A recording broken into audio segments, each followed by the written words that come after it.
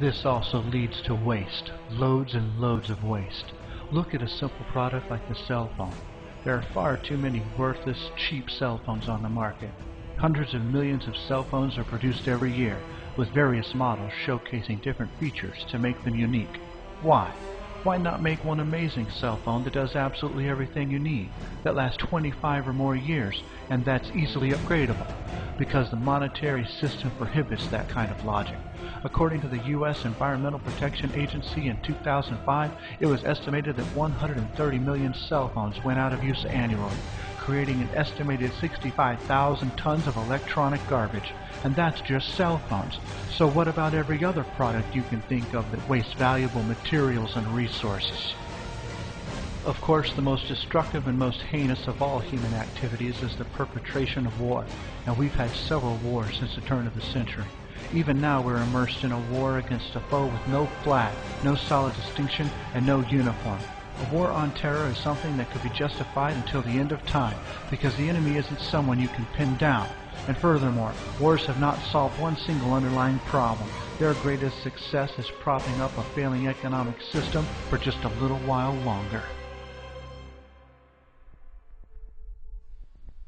World War I, II, Korea, Vietnam, the Gulf Wars, and our current war on terror has cost the lives of hundreds of thousands of people and the destruction of millions of tons of irreplaceable resources, but have yet to solve any of our social problems.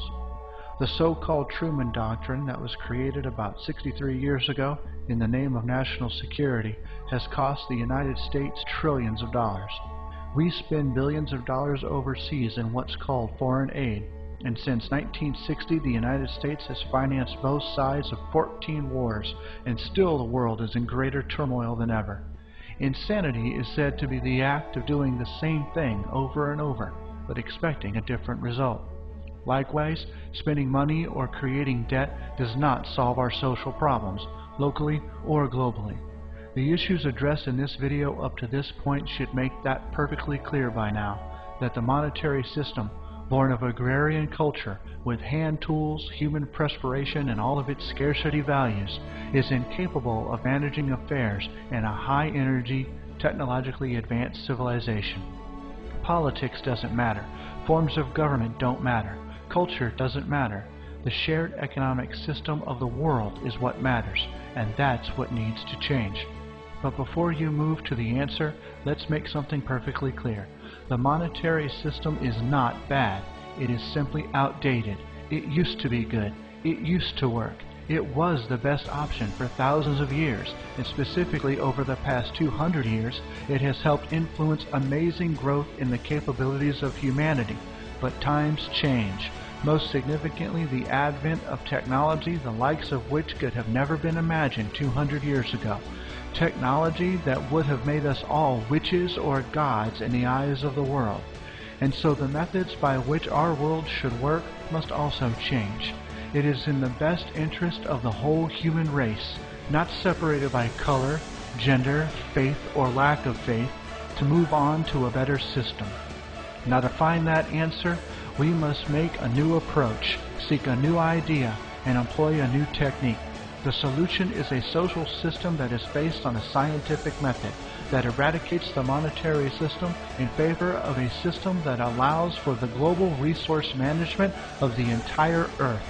We must declare that the Earth and all its resources are the common heritage of the entire human race, and technology gives us the capability to properly and absolutely provide a high quality of life for every man, woman, and child on this planet. The solution is undeniably designed to benefit everyone on the planet, giving everyone the utmost freedoms of expression, thought, speech, and most importantly, life.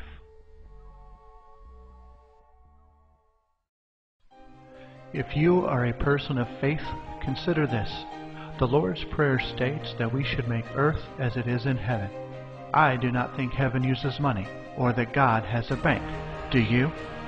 We must eliminate the gap between the haves and the have-nots.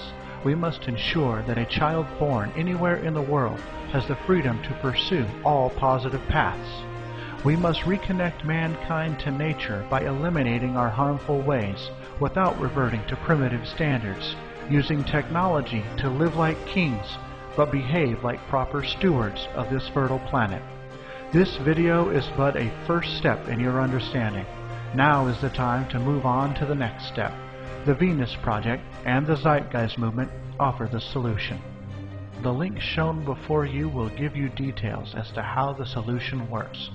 You will also find the website easy to navigate and should answer all of your questions. But if it doesn't, that is why the Zeitgeist Movement exists. The Zeitgeist Movement advocates the vision of the Venus Project and is focused on spreading the message of how to fix many of the problems we have today. The Zeitgeist Movement is a place to find answers and converse with others who also want to see a better world. Changing over 7,000 years of human economic structure is by no means easy, but it is necessary. Every day thousands of people die that should not.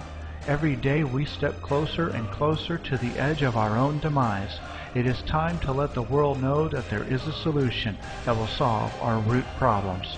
It is time to evolve to level 5, the technology human, and make the world a better place for generations to come.